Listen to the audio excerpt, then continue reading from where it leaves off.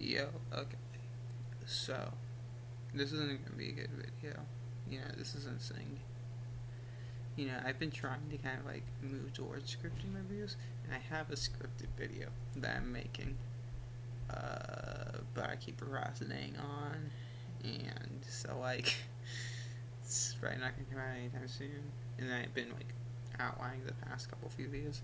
This one has nothing. This one's just me going, so this one's gonna suck. But I had this challenge to try to watch all the Oscar-nominated movies. I failed because I started way too late, and watching 2 movies a day got too difficult for me, as I assume it would most people. But I want to just have that not all be for naught, and go through my predictions and what I want to win. So I'm going to go through the categories from bottom to top of the Wikipedia page and rank them based off what I want to win, and then I'm also going to, along the way, talk about what I think their chances are. So we're going to start with best visual effects, and I didn't see No Time to Die, so that one doesn't count, but I've seen all the other ones. And best visual effects is one of the two where what I think had the best in that category I don't want to win, but we'll get to that when we get to what I want to win best visual effects. At the bottom, it's going to be Shang-Chi and the Legend of the Seven Rings. It's like bad. The visual effects in that movie were just, they were passable, I guess. They're not like the worst thing ever, but it's like nothing believable, nothing visually interesting. It's like, I don't care. Next up, Spider-Man No Way Home. This one had a bit more visually. And they're kind of the same level. Marvel special effects are kind of all pretty similar. And Spider-Man No Way Home is not an exception to. Well, I guess it's Sony. It's not more. I don't know who owns it. I don't know who made the movie, but so around the same. It's better. It's definitely a big step up, I would say. It's a lot more visually interesting. It's a lot less fake looking throughout. It's pretty alright. And now we're going to move into the level of I would be okay with these winning the Oscars. And we have Dune, which is what I assume is going to win the Oscars because it's the only one that had like super good CGI. It's the only one where the visual effects weren't like, oh, this is obviously fake, So I feel like it's gonna win because I feel like anything else winning would just be so just like I just can't imagine anything else winning. But these are obviously the best, I think. I haven't seen No Time to Die, so No Time to Die's special effects may be super amazing, but I feel like Dune's gonna win. Dune's getting a lot of love, and I feel like it's gonna be a lot harder for Dune to win a lot more of the like other awards it's nominated for, but it's like a super popular movie this year. They're gonna want to give it something. This is like kind of its category to win. But my number one pick is Free Guy. This has the worst special effects of any of the movies I saw this year. I wanted to win because ninjas in it, and I think it's already hilarious to me that Ninja is in a Oscar nominated film. But imagine he's in an Oscar winning film. Alright. Okay, next up is Best Film Editing, which I've seen all but King Richard, which is epic, I guess. So at the bottom, we're going to have Don't Look Up. Now, oh my god, I haven't like taken a shower today, so my hair's bad. But Don't Look Up. Horrible editing. Just bad. Like, if it was a consistent style with the editing, whereas like Garish, it's consistently, and it made a feeling, it made a like a tone or something with the film, that would be different. But the style of editing never is consistent enough to give any emphasis to anything. It doesn't create any sort of tone, doesn't create any sort of atmosphere. It's just annoying and bad. Like, Like, they do this one tongue-in-cheek. Oh, here's some text talking about something. Cool. I'm like, okay, this is kind of the movie it's going to be, because it was at the beginning. But that never happens again. It doesn't stay like that. There's never any more, like, fourth wall-ish things like that. And it's just like, it's like they just didn't, there's no consistency in the editing. And I think that's what really makes it bad. As it has the worst editing, I feel like it's probably a shoo-in for winning the Oscar for Best Editing. You know, because it probably has the most editing. And next up, we have this is gonna be my I'm okay with winning because I don't really know that much about editing. So to me, something was just average because I feel like editing is kind of one of those things where if you're not looking for it, good editing is you don't notice it. So these ones that don't have objectively bad editing, I'm going to say I'm okay with it because I don't know things about editing. But next up we have The Power of the Dog. And as what I just said, didn't notice the editing. So, Dune. I feel like the editing was better. Was it? You tell me. And finally, we have Tick Tick Boom, and I feel like I like Tick Tick Boom's editing. I feel like it's got the best editing. It's the only one that I feel like, to me, a simpleton had like noticeably nice, engaging editing. That's why I want to win. Next up, we have costume design, where I've seen everything except for Cyrano. And at the bottom, we are going to have Nightmare Alley.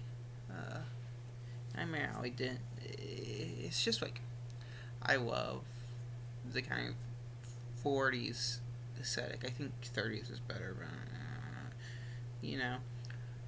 But I feel like it's kind of something that's done enough that like you can't really do something that really shocks me in costume design for that. And it's just like it's nice. They're nice costumes, but it's not anything that I felt blown away by.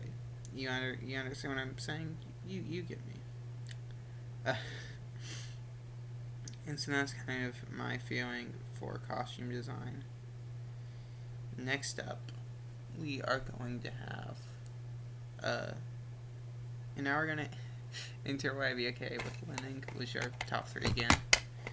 Dune. Now I know Dune's thing kind of a lot of people like, love the costume designs. I thought a few of them were cool, but a few of the costumes just didn't look that good to me. Like there's a lot more creativity put into them, which is I think what puts it. You know, I'm not going to do Dune what I want to win. I don't want Dune to win best costume design. Fight me. But some of the costumes just looked weird and cheap. And I don't know why they look cheap. Because it's not a cheap looking movie at all. You know, it's Dune. But I don't know. They just looked. I didn't like them. I'm sorry. They looked cheap to me. And I don't know why. Because they probably weren't. Okay, so here's the real ones I want to win. Cruella's what's gonna win, I assume, because it's like, I feel like it's the movie that's like costume and hair styling. You know, Cruella's whole thing is about fashion, so if it don't want hair styling, I feel like it's gonna win costume design because it's a movie about costumes and like, you know, that's gonna get the Academy all. You know what I mean? But Cruella is. I like the costume design. They're fun. They're neat to look at. They're pretty dresses. That's the point. And they made that point. Okay, next up is West Side Story. Now, I feel like this is my first like hot take that West Side Story has the best costumes this year. But I just love the costumes in West Side Story. I feel like there's a lot of art in the simplicity of costumes. You know, like having very normal wear. And that's what West Side Story has. I feel like it just, all of the costumes in that had so much character, so much aesthetic to it. It felt like,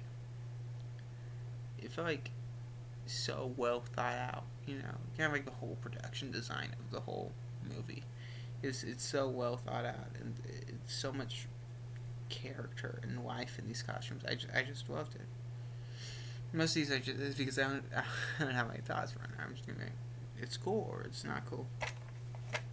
Next up, we have best makeup and hair styling. Okay, and at the bottom for this one, we have Cruella, which I know what you're thinking. Cruella at the bottom?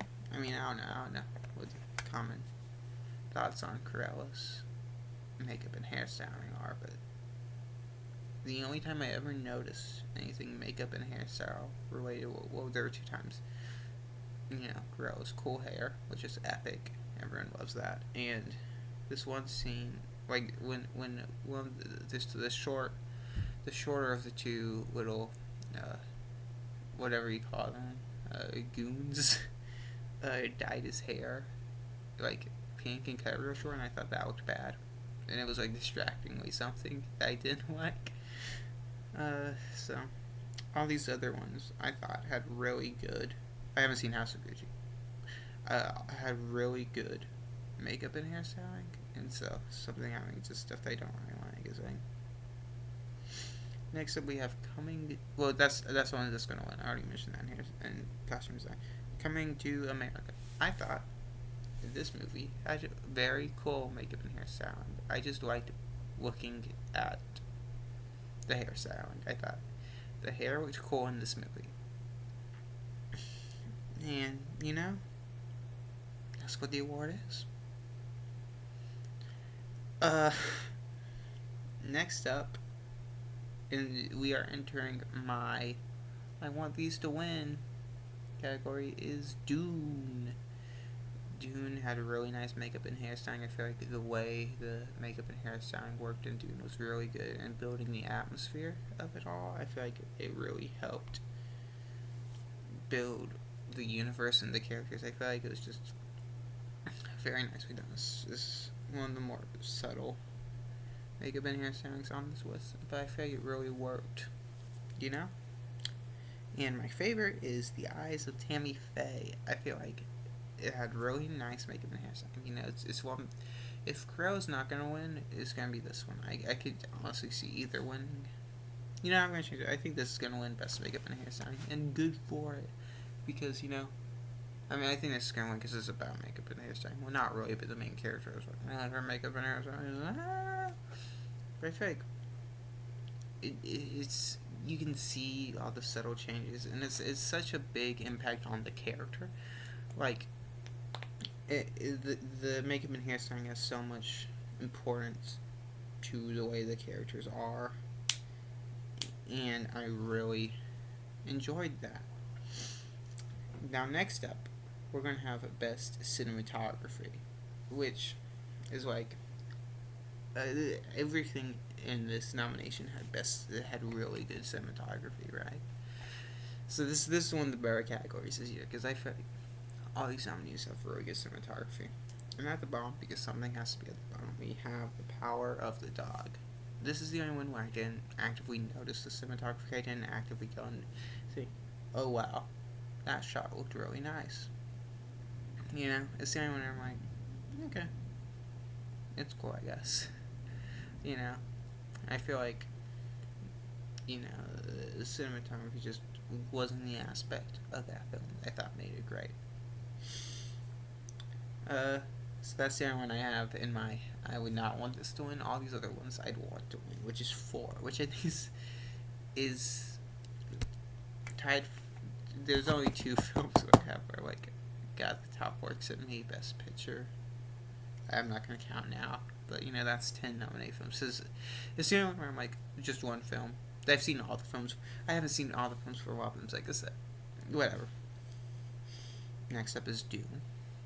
Dune had some really, really pretty shots. I didn't feel like the cinematography did too much for the film itself. It just looks pretty on a good number of occasions. And I like things that look pretty, especially a visual art form. And so that's what Dune did. It's just, it had great cinematography, right? It didn't have a special good cinematography, you know what I'm saying? Nightmare Alley, on the other hand, does. Pretty special, great cinematography. It's such a visually interesting movie. And that's probably its biggest draw, is how visually interesting it all is. Sure, cool. That's what I have to say about Nightmare Alley. It's got good cinematography. The tragedy of Macbeth is where this gets great, though. I love the way the tragedy of Macbeth is shot. So amazing. Like, I don't know how to explain it. I don't know much about film. 16 minutes into a video about me talking about film, and I'm revealing what you know all along, which is I don't know anything about film. But I love the tragedy of Macbeth the way it is. I guess I love the movie itself, but it's consistently visually interesting, and I think that's really something that's great, because like plot-wise it isn't interesting, right? Because it's Shakespeare. It's a Shakespeare story that I had to read at 10th grade, so I already know everything about it, And I wouldn't say the screenplay itself is like not well adapted in certain elements. Like I think like they cut out, they kind of cut out important bits of character development. But despite all this, like the filmmaking constantly keeps you engrossed. Just the way it's shot, it's amazing. And I feel like that's kind of my main. I have kind of two different ways a element of film can be judged, and that's if it like complements the themes and plot of the film well, or the characters well, which is like how Macbeth sang one for Tammy Faye, or it consistently keeps me engrossed, and that's how cinematography for Tragedy of Macbeth works. But number one is West Side Story. I feel like West Side Story is probably going to win because it's really well shot. I feel like you see just like I feel like this kind of I don't know. It's such a pretty movie, and that's not all in the cinematography. Obviously, obviously in the production design, obviously in the costume, the choreography, all that stuff, but is so well shot. Just like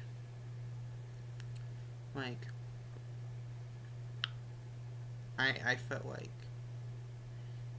every shot really aided in whatever tone of the scene it was doing. Whether it was trying to like make it sad, make it happy, whatever. You know what emotions are. And I feel like something that is really good about the cinematography that I don't see is that in a lot of films is that I feel like the cinematography can portray kind of like mixtures of emotions, which I think is really hard. And I feel like this did it well. So, epic. Cool cinematography. Next up we have production design, and this is another I've seen everything from. Whoa, yeah. At the bottom, I have The Power of the Dog. It's kind of just like, I'm gonna be honest, The Power of the Dog is not visually interesting to me. It doesn't have that great a feeling of place in it. Like the visuals are just kind of tepid. I know that's like a cinematography thing. I should have mentioned that more as cinematography, but I just thought of it now.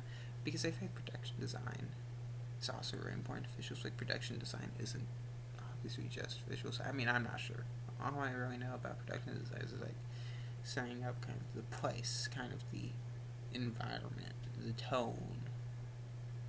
I feel like that didn't really have. It wasn't too good. Let me look up the definition of production design right now as I'm ranking the production design nominees.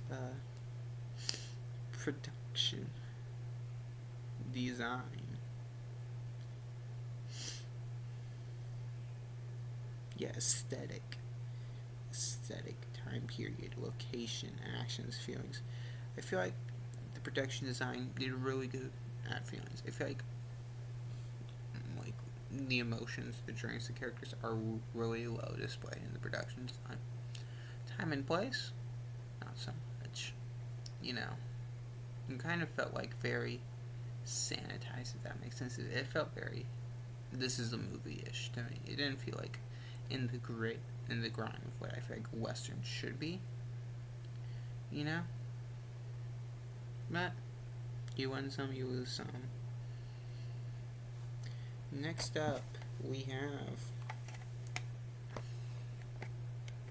Dune. Dune is epic. Dune has a great sense of scale. Dune has a great sense of these different cultures, these different locations. I love Dune's production design. These three other films, though, really great production design. Well, I mean, two films I'd say are blown away. Oh my god, production design, oh my god. But, like, Nightmare is the next one. Spoilers is better. They're about the same level for me. They're both really, they do what they need to do, which is establish where you are. And they both do it well.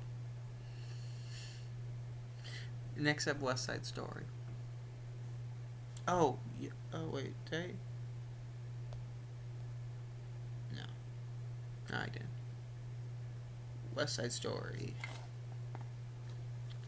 West Side Story is what I feel like is going to win. No. And I feel like Nightmare Alley is going to win production design. And that feels like the production design movie. You know what I mean? You know what I mean? But, West Side Story. Epic. West Side Story's production design is really immaculate. You know, it's amazing. You get such a great sense of tone. You get such a... I'm going to list off all this stuff I just write on the Wikipedia article. But it's like everything has such a vibrancy to it that I love. There's such a feeling of color and warmth and liveliness. And then when it doesn't need that, when it needs to be more serious, you can feel that it's still got this vibrancy in the color, but it's a more like sadder, bluish thing. It's just a very nice movie. It looks so fantastic. Like, the sets in that movie are amazing. That's some of the best set design I've seen in a long time. You know, I'm not saying this is no Calgary, but really just beautiful. But the only one I'd be okay with winning is the Tragedy of Macbeth. Oh my god. The production design is like I can't imagine anything in the world being that good. It's like it's got like this whole thing of being a play, but on film in such a way I've never seen before. Like, it feels like you're watching a play, but you're in the middle of it. You know, you're not constricted to just watching from one angle. You get to see all of the angles. So, but it still feels like a play. But by having a larger array of, you know, sets it can do, you get more variance, and that's like amazing. But it never feels overblown. It never feels like it's out of that kind of play realm. And all of it has this kind of eeriness to it, this darkness hanging over it all. That's like, oh my god, I love the production design in the Tragedy of Macbeth. Like, I will be mad if anything but it wins, which probably, I mean, I'd say it's like Same sort of. I'd say if Nightmare Alley doesn't win this, I'm charging Macbeth, West Side Story, all those three I can see winning. But oh my god, this is the only one where I only have one that I want to. Well, no, but the other one that I only have one that I want to win, I only have seen two in the category, so you know. Next up, sound, where I have seen all of them except No Time to Die and Belfast. So three of them, which is like half. Sound's another one. Sound's probably the one. I'm gonna go ahead and say I have no clue on what makes good sound. Number 3 is Dune.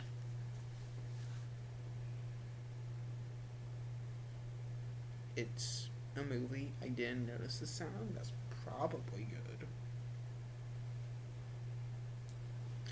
Number 2, West Side Story. It's a musical. Oh, wait, no. I had actual problems with Dune. I just remembered.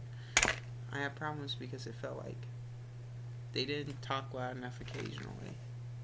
It felt too quiet. I thought that wasn't too good. I want to be able to hear the movie. West Side Story is a musical, but I didn't notice anything cool about the sounds. So.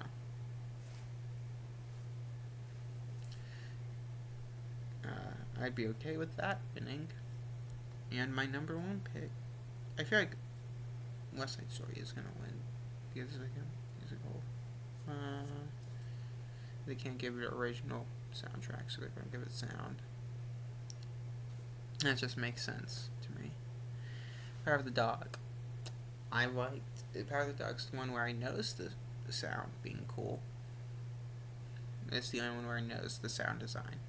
I mean, I know sound design is tragedy and bad, but which I don't know. I'm complaining because I like the Power of the Dog more than the tragedy of Macbeth.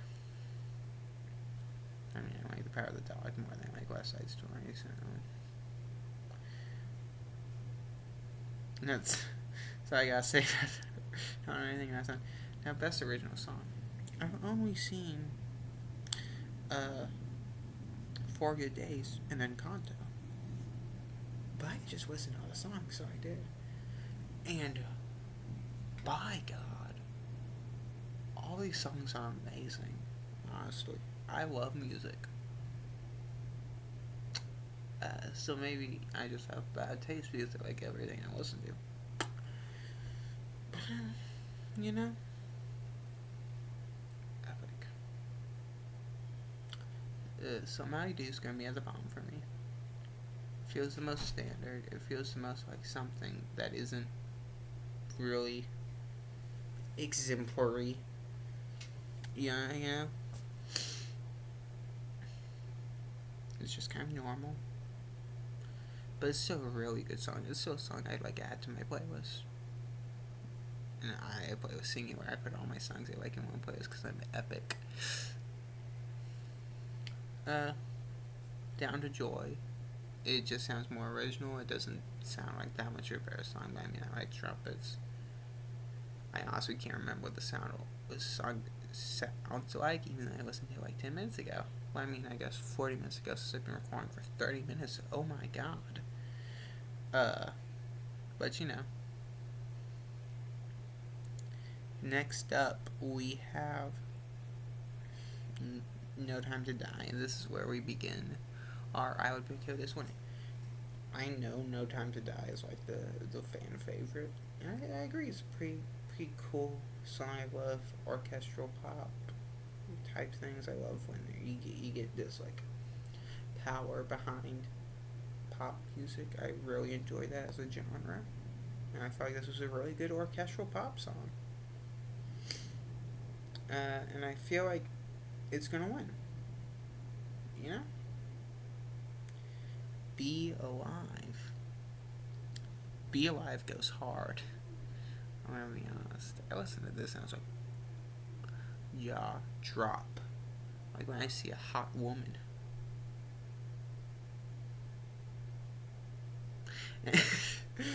It's like, oh my god, it's like, it feels like a combination of like genres and like a way that I haven't heard before. Like, it's got popish things, but I also, like, it felt like it had some reggae bits to it.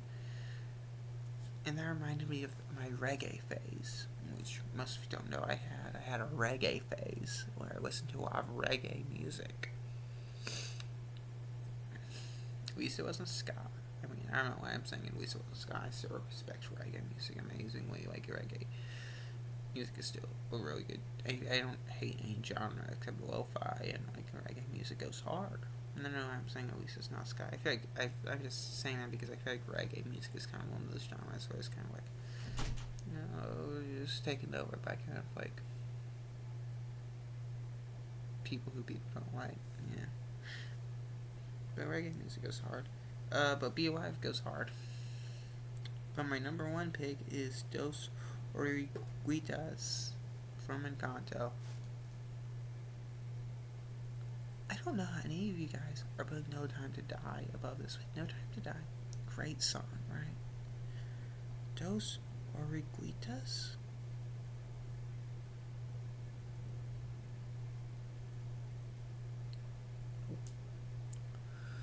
It's like a masterpiece. It's like there's so much power and so much passion behind the voice. And the way the music swells and falls, it's incredible. So I don't understand how you can hear this song and be like, yeah, literally any of these songs are better than that song. No, none of them are. None of them are. It makes me want to cry every time I hear it. And maybe that's because I've attached to the scene in the movie. Maybe. But, I mean, it's like, I have a thing for melancholy songs. You know? Like, songs that, like, have a happy, right? But there's something in it, in the music, that is off.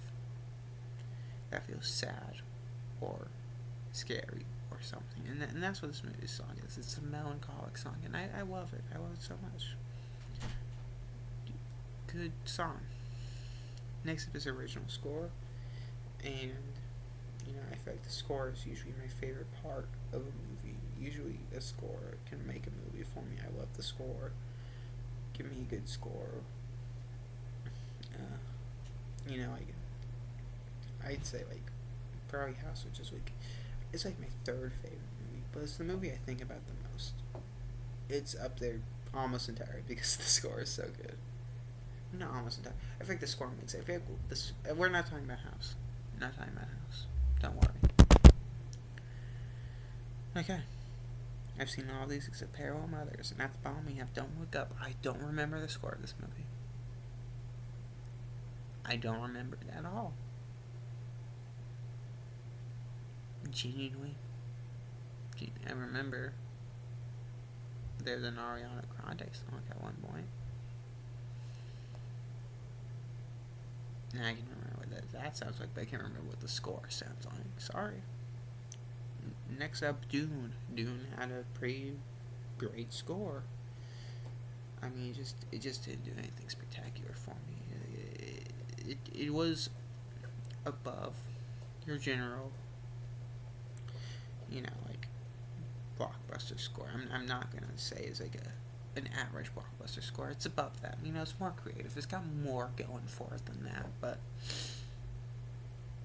it just didn't have anything that really jumped out to me and grabbed me. Sponsorship nominated.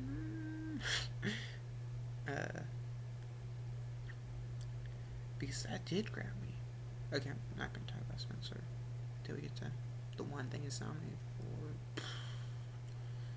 I don't know I'm making such a big fuss about it. I like Spencer, but I like all the nominees I watched for Best Picture, but I think Spencer, besides Don't Look Up, I don't know I'm doing this. Next up is these are gonna be the two I want to win, which is The Power of the Dog. Oh my god, this score went so hard. Oh my god.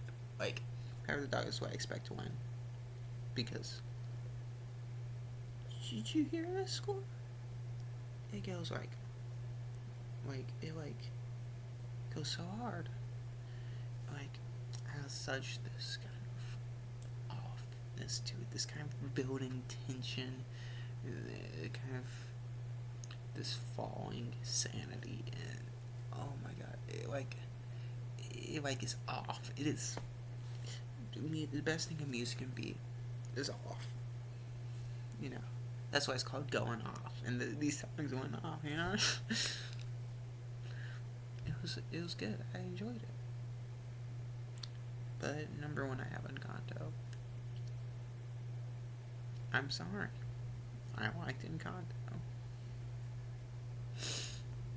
I cried at most of the songs. Read my letterbox review, losers. Next up we have the short films. Best animated short film. At number 3, we have The Windshield Wiper, which is, it's alright. It's fine. It doesn't look that good. It doesn't really say anything. It's not really entertaining. It has a couple of scenes that make me feel like it's not a bad movie. It's just alright. It's okay. It's better than average. It's a 6 out of 10. I guess with these I can use my out of 10 scale because it's just the whole film. And I have a letterbox. I put these on a scale of 1 to 10. I mean, they're out of 5, but you have points in between them, and so I basically just think of it as out of 10. And so I don't have an idea for a score out of 10, but I have these out of 10 because I've had to rate them. Next up is Robin, 7 out of 10. It's a pretty good movie. It's good. It's entertaining. I thought it was very pretty. I thought it was very cute. I thought it was very funny. It's just nothing spectacular in it. It's just a good time. And honestly, I'd be happy this won the Oscar. I'd be happy if this did. And I feel like it is going to be the one that I completely forgot. Affairs of the Heart is below this. I'm sorry. I'll get to Affairs of the Heart. Completely forgot I saw that. Affairs of the Heart is this one. It's about Windshield Wiper, though. It's another 6 out of 10. But yeah, I'd be happy if Robin won the Oscar. And I feel like it's going to win the Oscar because it's probably the mainstream bet, which I feel like when you go shorts, it's going to be the mainstream one. It's going to be the one that wins. But I guess I'll talk about Affairs of the Art. I liked the art, so I thought the art style was fun. And that's it. I didn't think it was funny. I didn't think it was interesting. But I like sketchy art. And this had sketchy art. And that was good for me. This is going to be like an hour-long video. Oh my god. This might not upload before the Oscars. Number 1, though, is Beastia. That's an 8 out of 10. Oh my god. It fills you with so much dread. And you read a bit about what's going on. And it makes sense. I didn't know what was going on, but I still felt the dread. I still felt the, oh my god. And once you read about it and you understand all the stuff the film means, the actual meaning of the film, it's oh my god, this is so good. I still feel like having to read to understand what the film's about. It's that means it's not a perfect film, but it's still really crazy. It sticks in your head for a while. It really, it's just an emotional experience, and I like that. Live action short. I've only seen 2 of these. Whoops. I've seen On My Mind, 7 out of 10. It does nothing. That's new. It does all of what's doing well. That's all I have to say about it. And then next up, we have The Long Goodbye, 8 out of 10. And this is why I want to win. This is why I think it's going to win, because it's got Riz Ahmed, and Riz Ahmed he's going up there in stardom.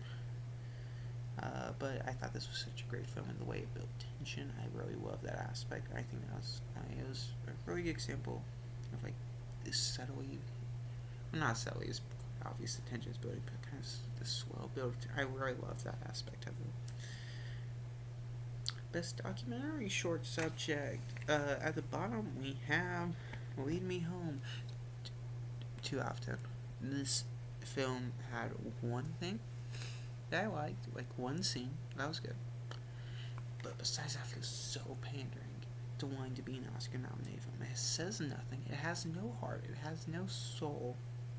It is just using this issue as an excuse to create a documentary that'll get a Netflix Oscar nomination for Netflix. They can show it because people aren't going to watch this. Because this is 40 minutes. If they push this 1 minute longer, they'd have to compete against the real documentaries. And we can't have that. Because we just want to create something just to get a nomination, just to get looked at. It's probably going to win. Because it's made to win. It's made to be Oscar bait. It is so obvious, If something's Oscar baity, okay, right? At least it can have a good story. At least it can have good characters. This doesn't. This has nothing. This sucks. I hate it. One good scene. Next up, we have The Queen of Basketball and a 7 out of 10. But I wouldn't want this one to win. It's a very basic documentary. Nothing really interesting in it. But,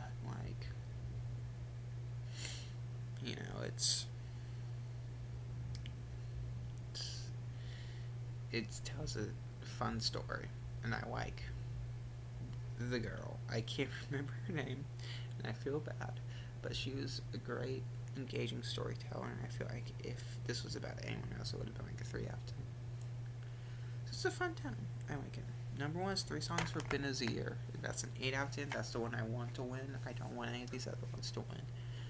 I love how this kind of just puts you in the life of people. That's what I think is what a documentary should do. It should documentaries work better for me when they're trying to build a place and a people in your mind, and this does that. It doesn't go and say, oh, here are all these horrible things war does, and that's why it's bad. It shows you people. It shows you their normal lives being affected by war, and it's like, movies are something that are so great for building sympathy, and that's what this does. It shows you a people, and it humanizes them for you, It's not just a statistic about, oh, these people are being displaced, oh, these people are being killed. It's real, and I love that. I love it. Is it that interesting? No.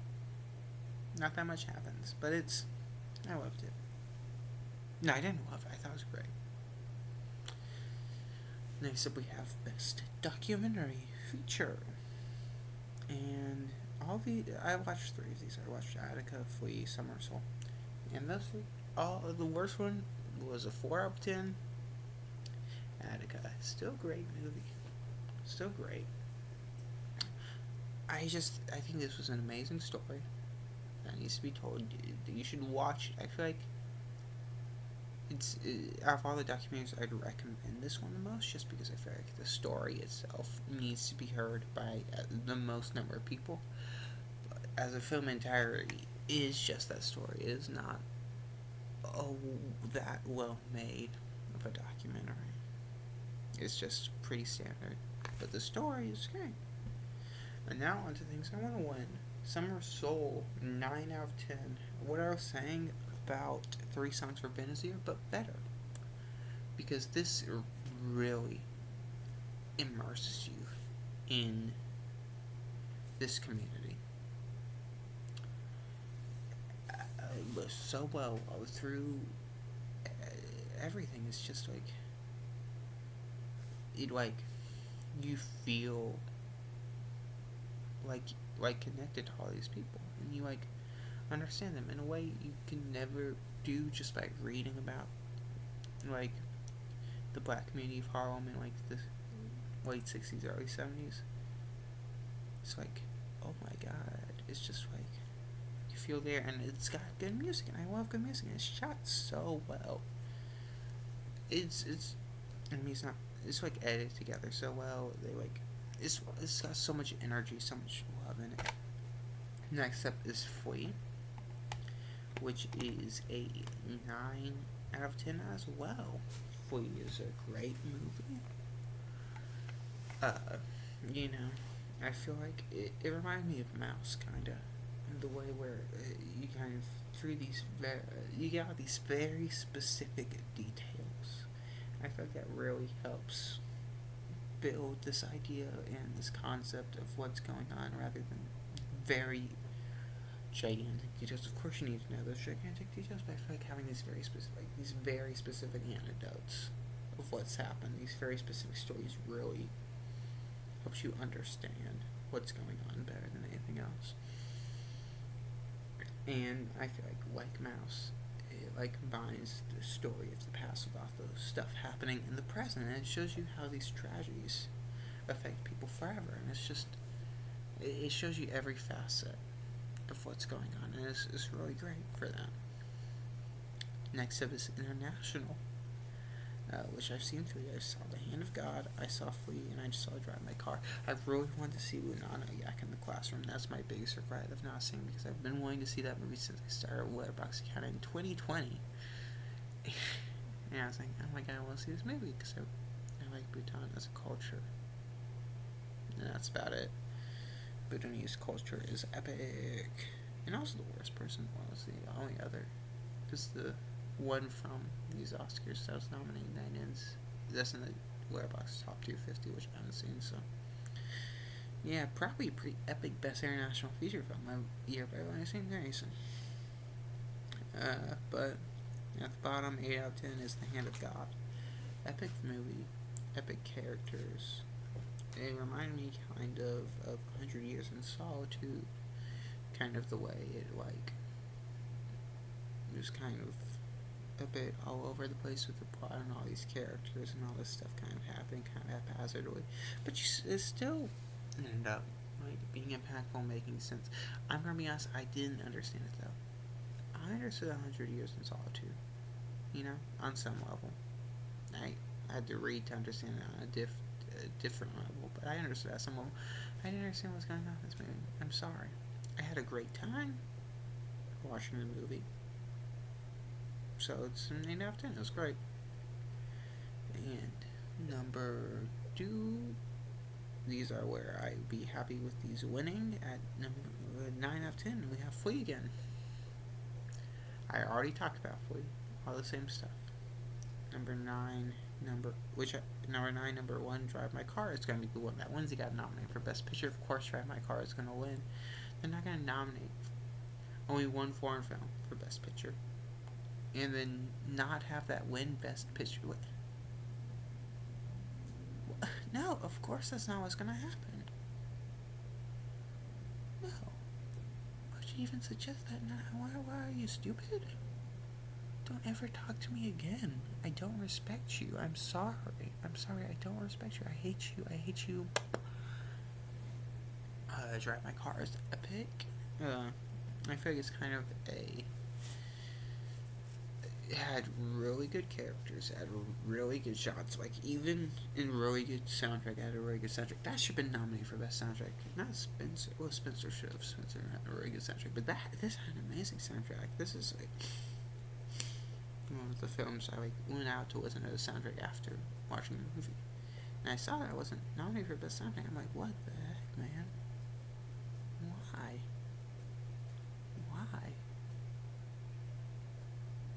What? But, even when I was bored by the plot, I didn't feel like there's anything interesting. It's just such a visually interesting film that I felt myself constantly drawn to it, and I don't fully understand why even. It's just amazing,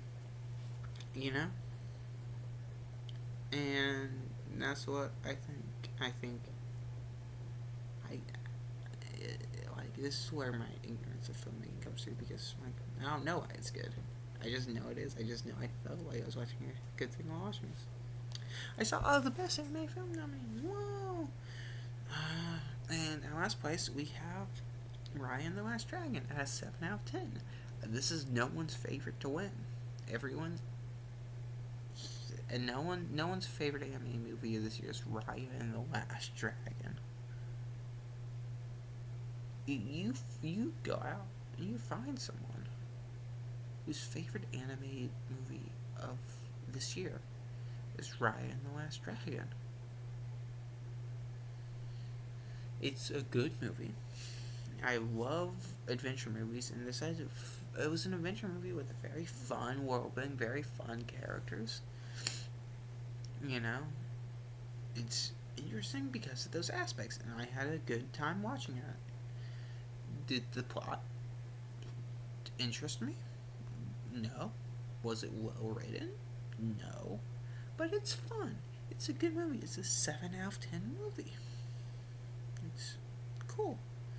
Next up is Luca, which is a classic 8 out of 10 great movie. I love the feeling of childhood in Luca. I love movies like that where you kind of get this amazing grasp of kind of the adventure, the fun of childhood, and Luca did that. And that's one of my favorite things a movie can do. You know, and I really love Luca for that. I wish it had a more interesting plot. You know, the plot's kind of standard. I feel like that's kind of what holds it back, is that it's got a pretty standard plot, and it's got not much comedy in it. But, like, just the feelings of this movie, just that kind of childhood wonder, and the kind of beauty of Italy. It has such a great soundtrack. It's a great movie. It's a fun movie to watch. I like it. Next up we have Encanto. Encanto is a 10 out of 10 movie for me. And the only reason that I don't have it winning is because I want a non-Disney movie to win.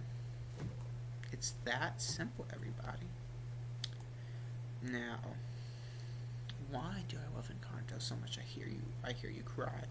Encanto's like a great movie, but I wouldn't say it's like a 10 out of 10 perfect. Oh my god.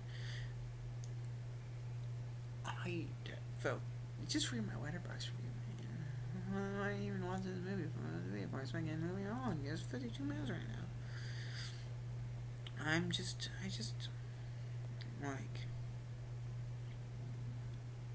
this is the category that's like, things are not leveled by enjoyment, you know, because Encanto's like my 5th favorite movie of all time. Like, I feel it so emotional consistently throughout, and I don't know what it is. I can't point to it and say, these are the themes that make me emotional. It just is. It's just like, you watch and you just cry for the entire runtime, and that's what I did. From about the end of Under Pressure to the ending of the movie, I was crying. So, yeah, it's good. Next up is The Mitchells vs. the Machines, a 9 out of 10 movie. Oh, Encanto's what's gonna win. We all know that. I love Flea. I thought it was great, you know. It's not a movie I like as much as, you know, Encanto, but it's my second favorite on the list. It's still really good. It's one of the funniest movies I've seen in such a long time. Like, I was laughing throughout it, like, hard. And that's not something I've done recently on a movie. But this did it. Congratulations, round of applause. Oh my god, round of applause. I like dogs, because there's a dog in the movie. I love the little robots, and they made me go, hee hee hee hee, ah ha ha ha, oh ho ho ho. Yeah. And then it's visually fun and interesting. It's like, yeah, you know. And I like it more than my number one pick, Flea. Only by a little bit. I think they're about the same in quality. This is my 3rd time in a row talking about Flea. I'm going to talk about Best International. I'm not really going to talk about it here. I'm just going to say, I love Flea. I think it's deserving. I would love an adult anime to win. Think about how hype that would be. You know? Like, when I put Free Guy as my number one, visual effects, even though that obviously doesn't have the best visual effects. It was just a little joke. It was a little haha because I think that'd be funny. This would be the Parasite moment of these Oscars, you know. So what else one else I don't like Rango. I guess you could say Spirited Away. I still like a children's movie. Rango's probably the most adult movie that's won. I mean, deserved. Rango goes hard. I think Rango's awesome. I dressed up as Rango for character day at my high school. But yeah. Best adapted screenplay. I've actually seen all of these, which is epic. So, we're gonna start out with Coda. Coda's a great movie. It's not epic though. It's just alright. It's just alright. No, I mean it's good. It's like an 8 out of 10 movie. But like, you'd have the screenplay. I never went on my way. The screenplay is like, it's made by its other attributes. It's not made by the screenplay. I'm sorry. It's just not. That's all I can really say. It's just like a standard script. That's it. Next up is Drive My Car. Yo, Drive My Car, check. Vroom vroom. I didn't really care about the screenplay that much. I felt there were a couple epic scenes of the screenplay. But most of the time I felt like the directing is what carried this movie. Being how great it is. You know? It's like, it's still like an epic, like the themes of the plot are so good. I'm not saying this is a bad screenplay. I'm not saying that. I'm just saying, like, I wouldn't want this to win the Oscar. And now we have the 3 films I would want to win the Oscar. Whoa! At the bottom we have Dune. I feel like the accomplishment of Dune is not so much in the screenplay itself, but the adaptation portion of it. I mean, I've never read Dune, but I just know from what everyone says, it's such a hard book to adapt into a movie, and I feel like this did it really well. I consistently could follow the plot. I was consistently invested. I consistently was interested in the themes of the movie. So it did an epic job, and I really think that's epic of it. Honestly, yeah, epic. Next up, we have The Lost Daughter. Put The Lost Daughter under Dune. Put The Lost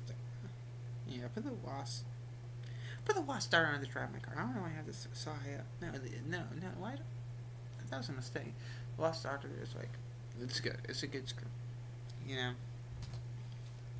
No, put the Lost Daughter under Drive My Car. Yeah, if that's where it fits. It goes hard. It's a hard screenplay. It goes hard. I felt like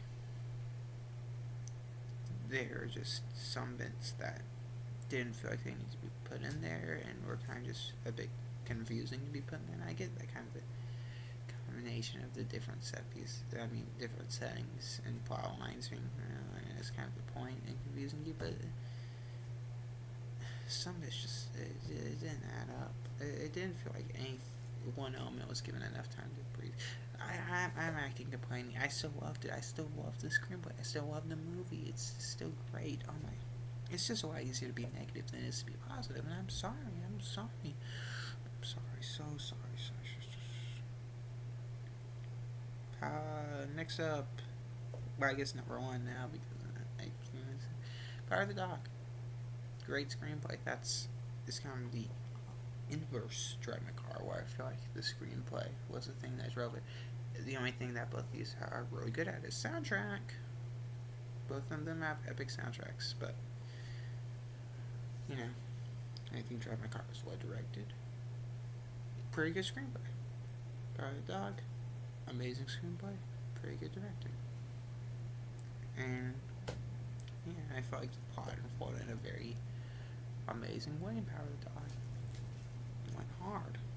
Best Original Screenplay, I've only seen Don't Look Up and Licorice Pizza. And did I say what I thought would win Best Adapted Screenplay? Is If I Was Dying, that's going to win Best Adapted Screenplay. Best Original Screenplay, I've only seen Don't Look Up and Licorice Pizza. And it's going to go Don't Look Up at the bottom, Licorice Pizza above that. Licorice Pizza's screenplay is pretty good. It's a pretty great screenplay. I thought it was a pretty great movie. I loved it. Yeah. Don't Look Up is not that good of a screenplay. That's all I have to say, because so you only see those two movies, and of course that's going to happen. I feel like Licorice Pizza isn't going to win Best Original Screenplay, though, but I haven't seen the other ones. I don't know which between the three is going to win. I'm sorry. I don't know anything about Belfast and King Richard. I don't even know.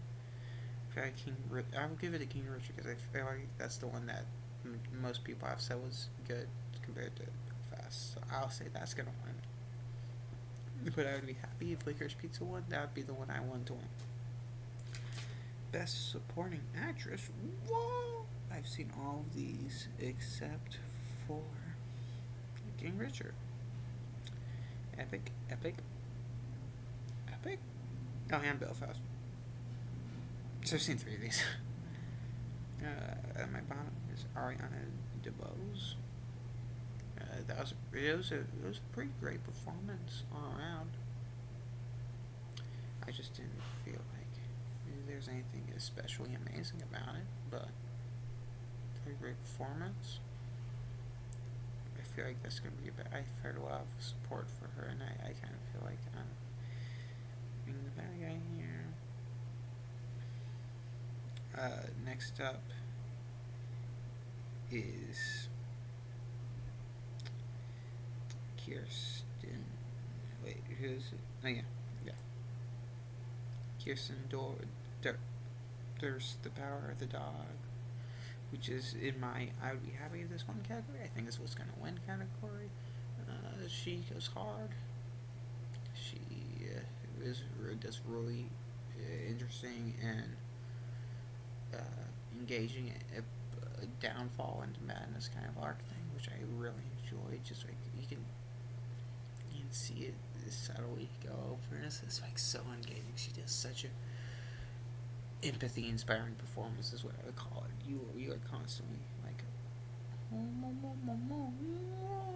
for her, and that's kind of like it's just an engaging downfall, and that's epic. Next up is Jessie Buckley, The Lost Daughter.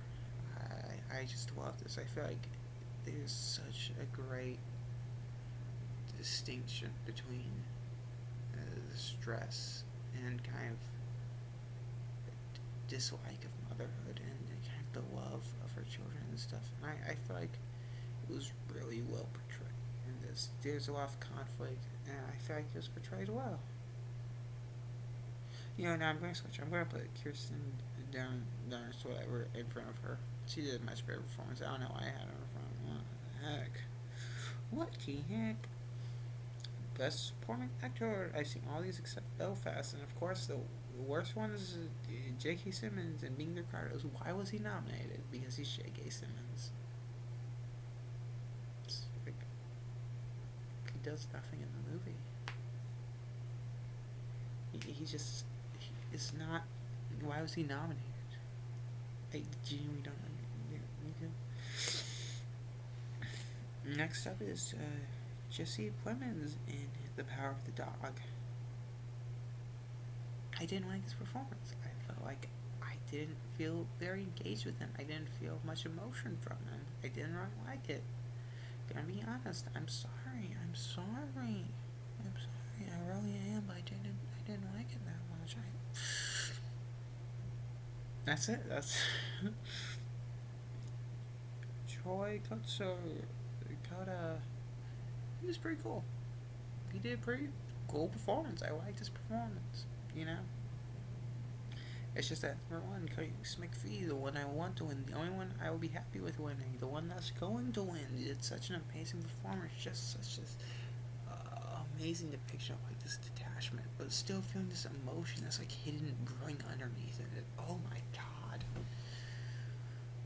so good, so amazing. You know, it's like you can feel all this brewing underneath him, but you can't always figure out what it is, you know, until you finally see the ending and it's revealed all this emotions. It's like, oh my god, it's so good. Loved it. Best actress, you know, all these except for Parallel Mothers.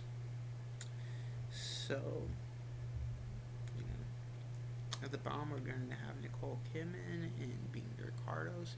She was a good actor. I think all these actresses, sorry, all these actresses were epic. I loved all of them. It's just that she gave the most standard performance. I didn't feel like anything epic coming out of her. I'm sorry.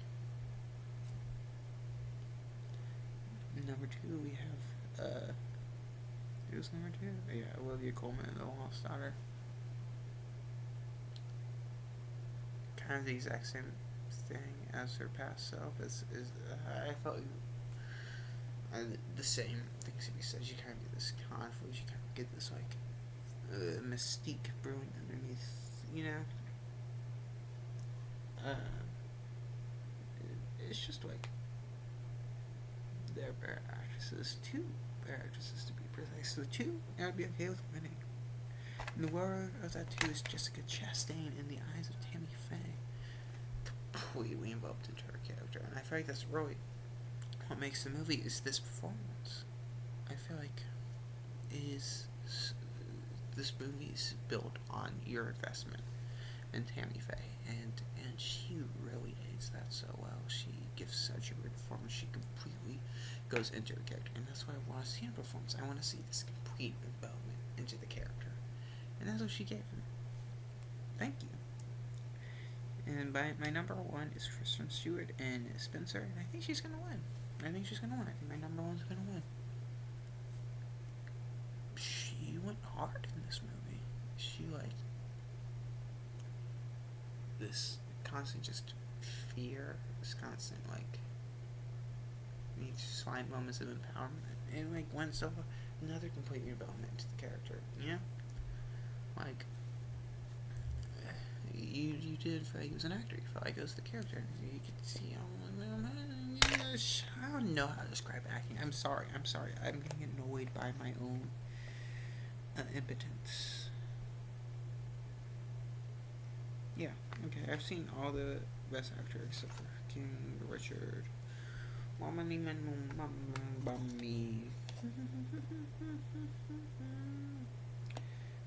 Javier Bardem being Ricardo's. Just another good performance. I don't have anything to say. It's been an hour. I've been talking straight. I don't want to do this anymore. I don't. I'm sorry. I don't want to do this. Number next. Benedict Cumberbatch and The Power of the Dog. No, switch them. Benedict Cumberbatch and the Mama. Sorry. But it's alright, man. I felt like he was kind of a bit too stilted for what I would have wanted. It was a bit too stilted performance. But it was still a great performance. Not a bad performance. Still great. Just, not the two. No. I only want 1 to win this one. It is. It's not Denzel Washington. It's Tragedy of Macbeth. He's my number 2. Also, I think Benedict Cumberbatch is gonna win. Denzel Washington. He's let's get the washing done. Epic. But he did a really good job of displaying the paranoia of Macbeth really well. I really enjoyed that anger and that brings out in him. I feel like it was a really well done. I'll be happy if he wins. Did it well. Andrew Garfield and Tick Tick Boom. No, Andrew Garfield. Only Andrew Garfield. No, both of them might be happy. Andrew Garfield completely enveloped into his character. I felt like this is. I was watching. Whoever's name is Jonathan. he was Jonathan. He wasn't Andrew, and he went hard. He went hard in this film, and I was like, "Yo, I love this." I like felt so like he was encapsulating like that's it. That's it.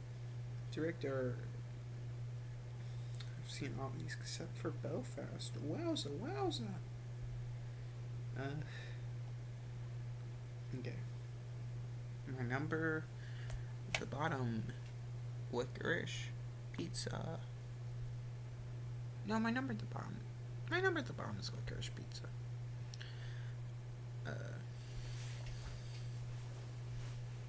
It's a great movie. I still love the movie.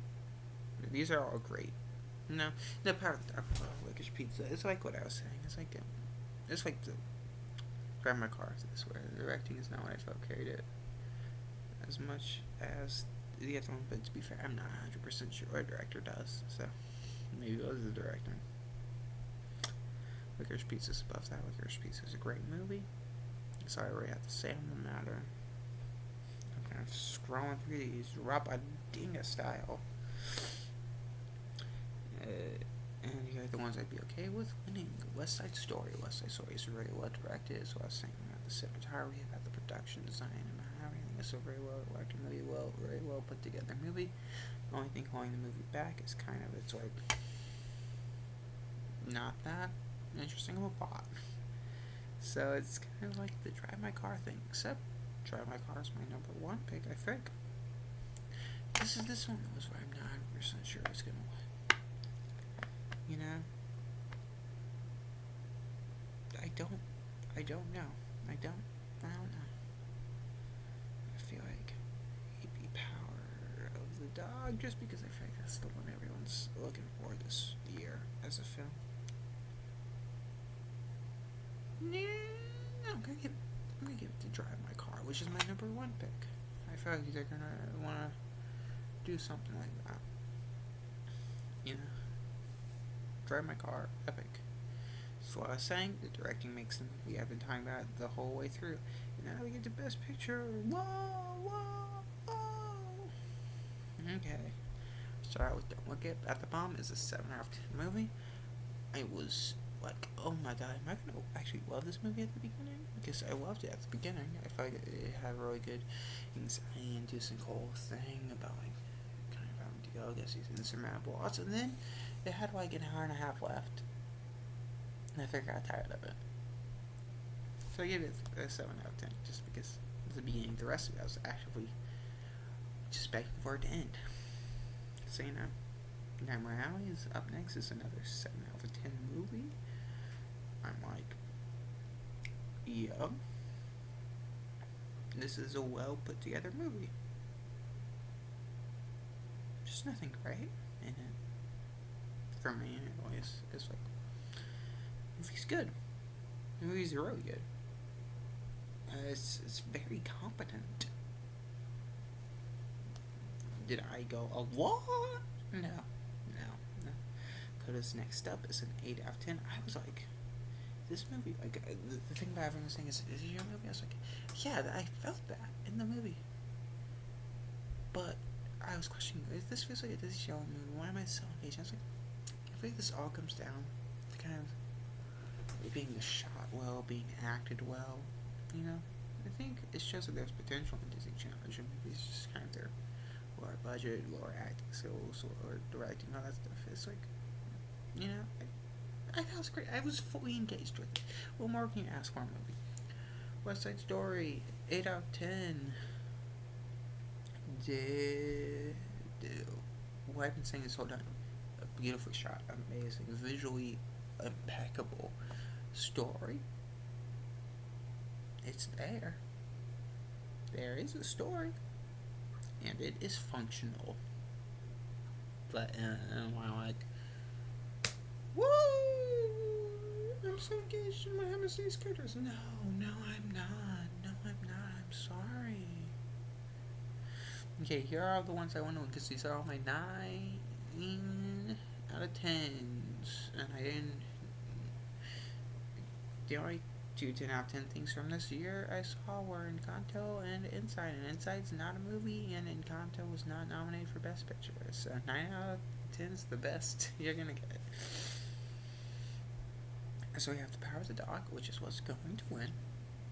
I love The Power of the Dog. It does such a good job of building up the tension and conflict in these characters in like this subtle way that like you don't even notice it at first, but then it's like, oh my god, it's like it's just at the ending you're like, I'm out of words to say. I've lost all the words out of my mouth. I'm just making noises now. I'm sorry. I don't know why I'm doing this. I'm sorry thing. And this whole voice, this whole persona, this whole thing is strange. You know, why am I talking like this? I developed a whole new character and personality in this whole video. You've seen it slowly develop over time. It's his peak now. It's just like The Power of the Dog. How it slowly built up and then it blew you away at the ending. Oh my lord. Oh my lord. This is not what I act like. I've delved into a completely different character this way through this hour and 60 minutes I've shared with you. Isn't that beautiful? Isn't that beautiful? That's just like The Power of the Dog. Give me the Oscar. Do it. Give me the Oscar. I'm waiting. I hate this. I hate this bit. Is it even a bit? Who knows? Next up's Dune. Dune. Yo, it's like an epic sci-fi movie. Yo. It's like it consistently engaged me throughout, which when I was watching these, like usually when I watch a movie, I'm like, I'm in the mood to watch a movie, so I'm gonna watch a movie? Yes, sorry, Bob. But you know, when I was trying to watch everything, you know, I was like, I don't want to watch a movie. And so most of the time I wasn't fully engaged, but Dune consistently engaged me, and that's like, I love that. That's what all a movie needs to do. Besides that, Dune is just cool. It's just a cool movie. You're just like, this is cool. This is epic. I'm interested. I want to learn more. I'm drawn into this world. And that's cool for a movie to do. Licorice Pizza. Two movies this year I watched with my friend. The other being Wesley. So different friends, though. Different friends. This one hard. It was just fun. I just had a good time. I love coming of age stories. I'm a sucker for coming of age stories. Can you blame me? I'm coming of age.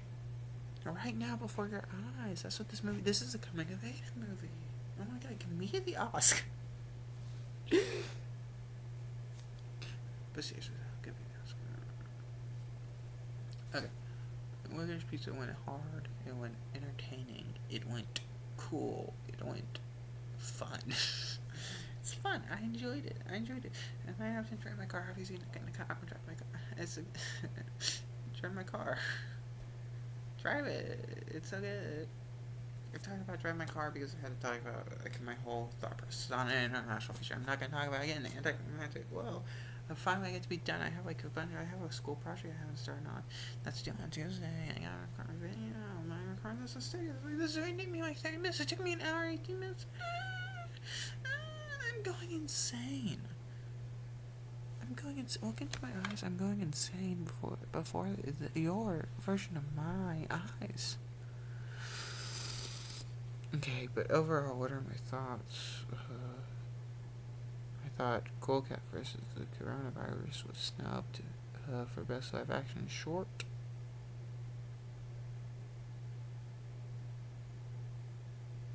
That's it. No one's gonna watch this. The only people watch my videos are my friends. I want to get in for a chuckle, maybe a second ha, like a ha ha. You know what I'm saying? One of those. No one's gonna watch this because who's gonna watch my take on the Oscars? Probably published after the Oscars because this is 7 o'clock. And I'm gonna start posting this, and this is not gonna post until like tomorrow. This was bad timing on my part. I should have done this yesterday. But I didn't have time yesterday. I got home. I got home from doing my thing. I had to do language for yesterday, and then I watched MCC, and then I fell asleep at like 8 o'clock. Okay, yeah. let's wait till it's 1:20 now. And I feel like I'm on the phone with someone and I don't want to shut up. Okay.